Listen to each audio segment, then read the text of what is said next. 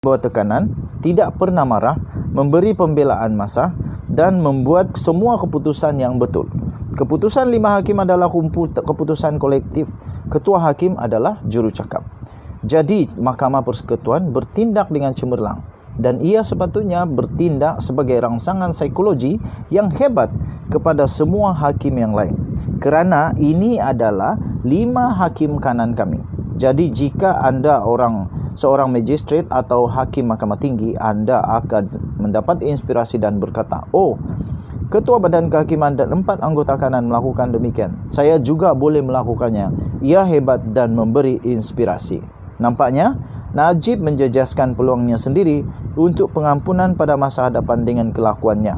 Halangan terbesarnya ialah dia mempunyai 4 kes jenayah yang belum terselesai. Okey. Demikian tuan-tuan dan puan-puan, panjang lagi sebenarnya, amat panjang. Okey, tapi saya habiskanlah, biarlah panjang kali ini, tapi saya akan habiskan. Sekalipun tidak mempunyai 4 kes yang belum selesai, dengan jelas tidak menunjukkan bahawa dia telah berubah. Kata soal Malaysia kini. Tepat sekali, anda lihat mereka akan meminta dokumen dan bukti untuk menunjukkan bahawa dia telah berubah. Dia belum pun berada di penjara selama seminggu. Pembaruan adalah selepas anda menjalani hukuman penjara. Kerana jika anda telah disabitkan dengan kesalahan merogol atau menculik atau membunuh, anda telah disabitkan ataupun untuk kesalahan kecil seperti mencuri roti dari pasar dan anda mendapat 2 tahun, anda juga boleh memohon pengampunan. Dalam setiap kes, anda mesti menunjukkan perubahan dan penyesalan. Banduan sering menunjukkan bahawa mereka melakukan kerja tambahan seperti membantu di dapur penjara, melakukan kebajikan, bekerja di kebun, membantu rakan-rakan banduan lain. Mereka berusaha untuk berubah dan ini diakui orang lain. Secara takrifan, ini bermakna tempoh masa yang substansial dalam penjara. Kemudian soalan yang paling penting adalah, Malaysia kini bertanya, bolehkah Seri Paduka meneruskan pengampunannya tanpa lembaga pengampunan? Tidak. Jawapannya adalah tidak. Baginda duduk di dalam lembaga pengampunan.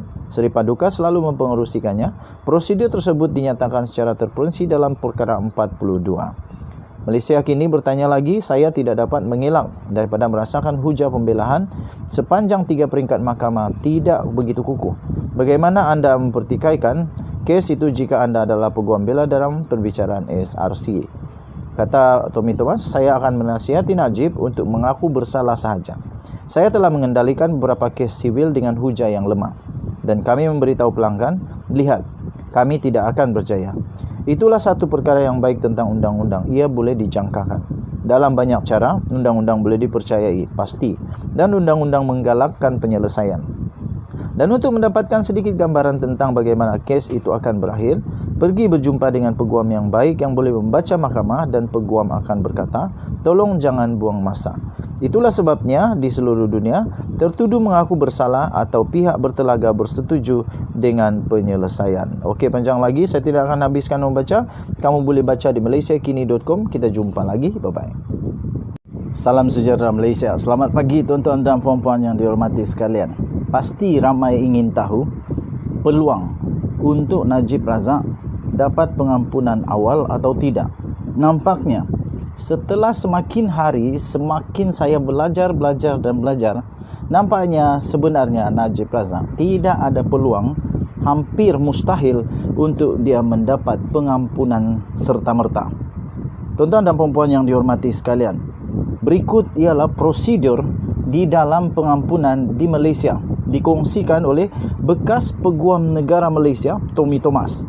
Okey, tuan-tuan dan puan-puan, di Malaysia kini pengampunan untuk Najib tidak sah sekarang, kata bekas Peguam Negara ini.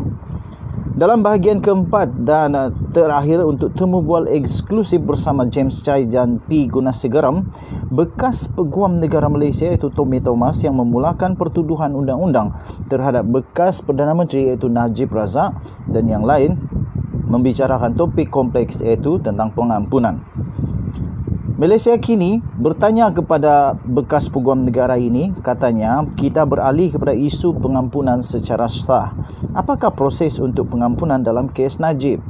Kemudian Tommy Thomas menjawab, saya gembira anda bertanya. Terdapat begitu banyak maklumat yang salah. Pertama, anda mesti ingat pengampunan di Malaysia dinyatakan dalam perkara 42 Perlembagaan Persekutuan dan adalah berbahaya untuk membandingkannya dengan negara yang lain kerana ia adalah mekanisme yang Malaysia yang unik. Terdapat lembaga pengampunan di semua negeri yang dipengerusikan oleh Raja-Raja Melayu.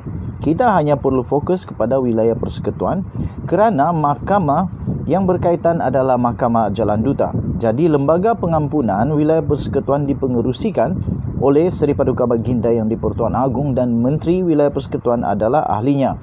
Begitu juga AG dan 3 atau 4 anggota masyarakat sivil. Jadi pada asasnya setiap mereka yang telah dibicarakan di Mahkamah Kuala Lumpur berada di bawah Lembaga Pengampunan Kuala Lumpur. Terdapat kira-kira 50,000 banduan di penjara pada ketika ini, banduan yang telah disabitkan kesalahan. Kesemua 50,000 banduan ini berhak memohon pengampunan di bawah perkara 42 Perlembagaan Persekutuan itu. Terdapat masalah yang praktikal, iaitu kerana jika 50,000 memohon serentak, lembaga pengampunan akan runtuh. Mereka tidak dapat menampung sebegitu banyak. Jadi terdapat proses yang dibina dan diikuti selama beberapa dekad sejak merdeka. Pada asasnya, anda perlu menjalani 1/3 daripada hukuman penjara sebelum memohon. 1/3 daripada hukuman penjara sebelum memohon. Makna kata dalam kes Najib, secara asasnya dia perlu dipenjara sekurang-kurangnya 4 tahun. Malaysia kini bertanya seperti yang dikehendaki mengikut perlembagaan. Kemudian bekas Peguam Negara ini menjawab, saya fikir ia lebih kepada convention. Jika tidak, akan terdapat terlalu banyak permohonan. Ia hanya praktikal. Setiap banduan hendaklah dilayan sama rata.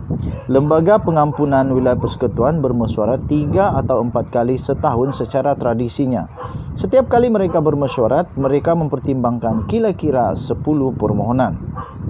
Jadi katakan pada setiap tahun mereka mempunyai 50 permohonan oleh 50 banduan. Jadi masalah pertama ialah bagaimana anda menjadi salah seorang daripada 50 itu. Anda tidak boleh melompat giliran. Anda ada masa menunggu. Jika Najib perlu menunggu giliran, jika tidak, jadi Najib perlu menunggu giliran. Jika tidak, anda tidak adil kepada banduan yang lain yang telah menunggu selama bertahun-tahun sebelum mengemukakan permohonan mereka. Mari kita pertimbangkan seterusnya apa yang berlaku apabila lembaga pengampunan bermesyuarat. Keseluruhan idea pengampunan adalah bahawa banduan mesti menunjukkan bukti. Oleh itu anda perlu menjalani hukuman penjara selama 3 atau 4 tahun untuk menunjukkan bahawa anda telah berubah. Anda perlu membuka lembaran baru dan tidak akan terlibat dengan jenayah lagi. Bagaimana anda membuktikannya? Semua banduan pasti akan mengatakan bahawa mereka telah berubah. Kenyataan banduan tidak membawa makna kerana ia demi kepentingan diri sendiri. Jadi ia mesti disokong oleh pegawai parol, pegawai penjara, kaki tangan hospital dan pelbagai lagi sumber yang bebas.